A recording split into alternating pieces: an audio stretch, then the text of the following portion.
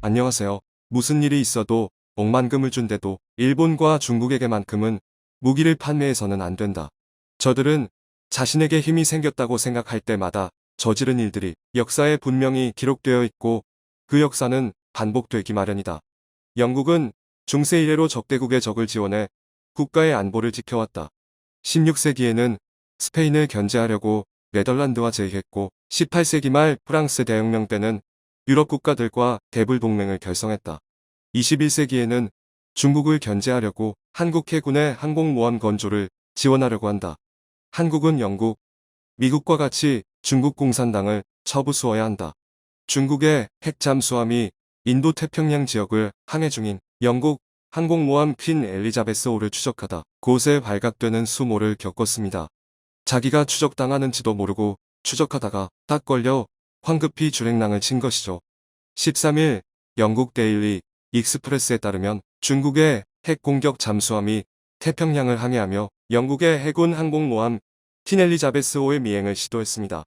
이때 영국 항모전단은 남중국해를 떠나 태평양으로 향하던 중이었는데요. 항공모함을 호위하던 켄트호와 리키몬드호 상황실에서 중국의 핵 잠수함인 상금 잠수함 93A형 배수량 7,000톤 이대를 포착했습니다. 중국 잠수함의 첩보 활동을 미리 예상한 영국 해군은 남중국해를 빠져나간 후 6시간도 안 돼 소나수 주문파 탐지기를 통해 항모 전단을 뒤쫓는 중국 잠수함을 발견했는데요. 중국 잠수함은 영국 함정으로부터 액티브 핀이라고 하죠. 음파 공격을 받고 도주하였습니다. 영국 해군 관계자는 중국의 잠수함 전력이 빠른 속도로 성장하고 있으나 질적인 측면에서 위협적인 존재라 하기 어렵다고 전했습니다. 한마디로 엑스밥이다. 중국 잠수함이 뭐 하나 해보지도 못하고 발각됐다는 영국 언론 보도가 나오자 중국 매체가 해당 보도의 신뢰성을 거론하며 영국을 비난했습니다. 중국이 신뢰성을 들먹이니까 참신하고 병신 같고 뭐 그러네요. 지난 14일에 시진핑의 중국 관영 환구시보는 중국 군사 전문가를 인용해 이 보도의 신빙성은 떨어진다. 영국이 자기를 높이고 남을 깎아내리며 대잠수함 능력을 과시하려는 것으로 보인다고 주장하였습니다.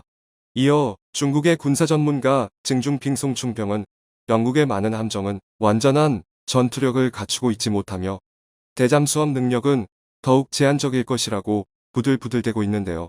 중국이 특히 영국 항모전단에 풀발하는 이유는 그만큼 두렵기 때문입니다.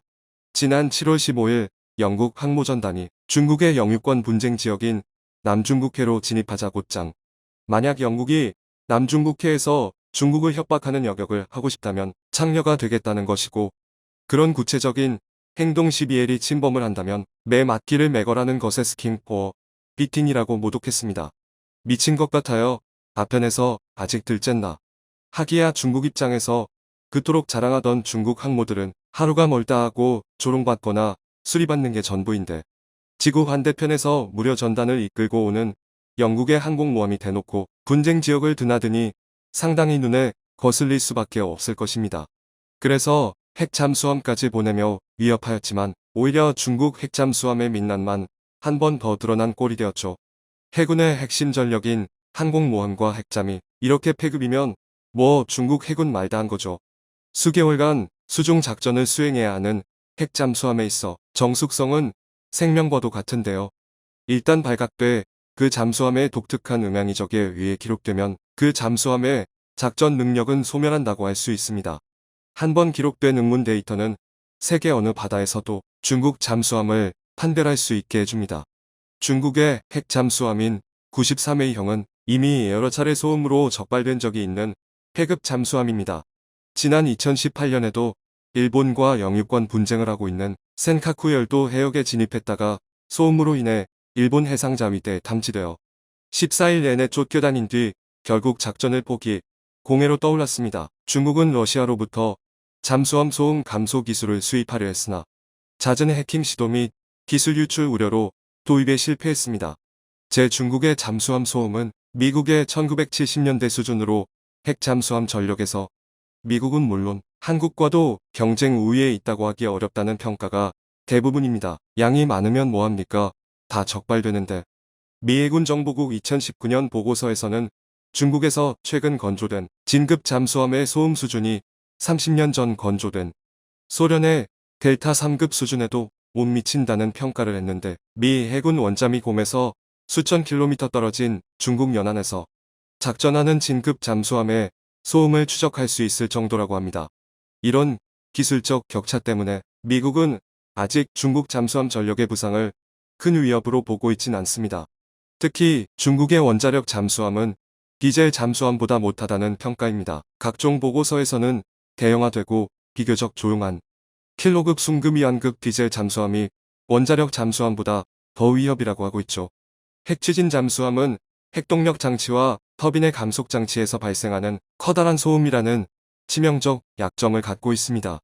디젤 잠수함은 여차하면 엔진을 정지시켜 그야말로 무소음을 구현할 수 있지만, 핵추진 잠수함의 원자로는 멈출 수가 없습니다. 물속에서 잠수함이 다른 잠수함을 탐지하는 것은 100% 소리를 통해서라고 해도 과언이 아닌데요. 물속에서는 잠수함이 내는 소음 수준에 따라 상대방에게 발각되지 않을 수도 있고 먼저 상대를 찾을 수도 있습니다. 자신이 시끄러우면 상대에게 쉽게 노출되고 자신이 만들어내는 소음의 상대를 탐지하는 게 어려워집니다. 이를 증명했던 사건이 바로 환태평양 훈련에서의 한국 디젤 잠수함이었는데요. 디젤 잠수함은 제한적인 장소나 한시적인 작전 목표에 있어서 탁월한 임무 수행 능력을 보여줍니다.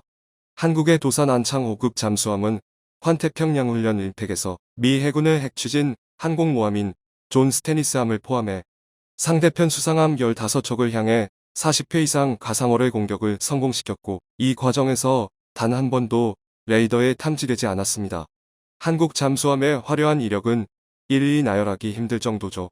물론 이는 디젤 잠수함의 특성뿐만 아니라 한국 해군의 숙련도, 그리고 세계 최고의 조선 기술 3박자가 맞아떨어져 이뤄낸 결과입니다. 이러한 바탕 위에 원전 강국 한국이 만들어낸 핵추진 잠수함의 위력은 말해 뭐해 수준일 것입니다. 지난해 미국 국방부의 보고서에 따르면 중국은 현재 4척의 탄도미사일 잠수함과 6척의 핵추진 공격 잠수함, 46척의 디젤 공격 잠수함을 보유하고 있다고 하였습니다. 미군은 중국이 10년 내 65부터 70척의 잠수함을 가질 것으로 보고 있는데요.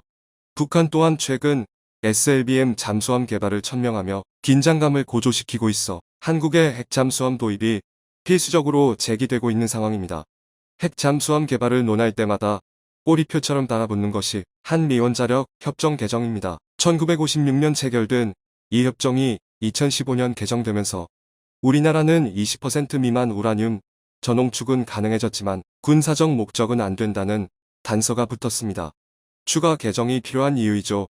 우리 원전은 미국 기술에서 출발했기에 이를 토대로 핵잠수함을 개발할 경우 미국의 통제를 받습니다. 하지만 이를 뒤집어 보면 미국 기술이 아닌 제3국 또는 우리 독자 기술로 개발하면 한미원자력 협정 개정이 없이도 가능하다는 이야기도 됩니다. 이론적으로 불가능해 보이지 않는데요. 지난해 김현종 전 국가안보실 2차장의 한미원자력 협정과 핵추진 잠수함은 완전히 별개라는 발언이 아닐 이야기는 아닌 셈입니다. 핵잠수함 개발의 필수 요소는 잠수함에 장착할 소형 원자로 기술과 핵연료 확보 두 가지입니다. 우리나라가 세계에서 손꼽히는 원전 강국인데다 3,000톤급 잠수함을 독자 설계한 경험이 있어 소형 원자로 제작은 충분히 가능합니다. 362 사업이 진행된 2004년 한국원자력연구원이 핵잠수함 원자로 기본 설계를 이미 마쳤다는 이야기도 있습니다. 이정혜 카이스트 원자력 및 양자공학과 교수는 원자력연구원이 2012년 개발한 소형 원자로인 스마트는 미국 기술에 기반을 두지 않기 위해 일체형 원자로라는 독특한 형태의 원자로를 선택했고, 소프트웨어도 순수 국내 기술로 개발해 미국이 개입하기 힘들 것이라며 상업용 원자로보다 잠수함 원자로가 더 고난이도지만 해볼만하다고 말했습니다. 전문가들은 핵 잠수함 보유국이 되기 위해 이제 남은 것은 정부의 의지라고 입을 모으고 있습니다. 또 추적 격침하기 위해서는 장기간 은밀한 작전이 가능한 핵 잠수함이 필요하며, 중국의 서해 애역을 철저하게 짓밟을 수 있는 카드는 바로 핵 잠수함입니다. 또 우리가 잘 만들잖아요. 잘하는 거 합시다. 잠수함을 기차에 비유해 본다 하면 핵 잠수함은 고속 열차인 KTX, 디젤 잠수함은 완행 열차인 무궁화호라고 할 수 있습니다. 핵 잠수함은 평균 속력이 시속 37부터 47km로 지구 한 바퀴사만 120km를 도는데 40일 정도 걸리는 반면, 디젤 잠수함은 평균 시속 11부터 15km로 지구 한 바퀴를 도는데 140일가량 소요되죠. 또한 핵 잠수함은 수중 작전 지속 능력에서 위력을 제대로 발휘합니다. 디젤 잠수함의 경우 잠수 지속 기간은 최대 3주가량입니다. 한국이 최근 세계에서 두 번째로 개발하고 세계 최초로 3,000톤급 잠수함에 탑재한 연료 전지 방식 ARP 디젤 잠수함은 7주가량 작전이 가능하긴 합니다. 그래도 핵 잠수함에 비할 수 없죠. 핵 잠수함은 연료가 무한대에 가까울 정도로 공급됨에 따라 이론상으로는 잠수 지속 기간 역시 무제한이라고 할 수 있습니다. 단 잠수 기간이 무제한이라는 것은 충분한 식량과 승조원의 체력 등이 뒷받침돼야 하는 것을 전제로 합니다.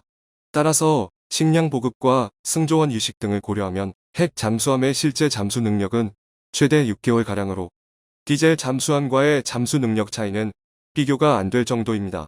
그러한 가운데 중국이 깜짝 놀랄 만한 충격적인 만남이 있었는데요. 지난달 25일 미국의 전략사령관인 찰스 리처드와 서욱 국방부 장관이 만난 것입니다. 미국의 전략사령부는 장거리 핵폭격 기비 52HB-2A와 대륙간 탄도 미사일 ICBM, 전략 핵 잠수함 SSBN 등 3대 핵전력을 운영하는 곳으로 한국 등 동맹국이 핵 공격을 받으면 미국 본토가 공격받았을 때와 같은 수준의 전력으로 응징, 타격한다는 핵 확장 억제력을 제공하고 있습니다. 자체로도 상징성이 있는 인물들의 만남에 중국은 상당히 경계하고 있습니다. 리처드 사령관은 방한 기간 6개 공군 참모총장도 만나 중국과 북한의 핵 위협에 대한 논의를 거쳤습니다. 동맹과의 연합을 토대로 중국을 압박하길 원하는 바이든 행정부의 정책 기조에 따라 최근 한국은 42년 만에 미사일 사거리 지침 해제를 합의했는데요. 이를 통해 중국 전역을 포함시키는 미사일 전력을 구축할 수 있게 되었습니다.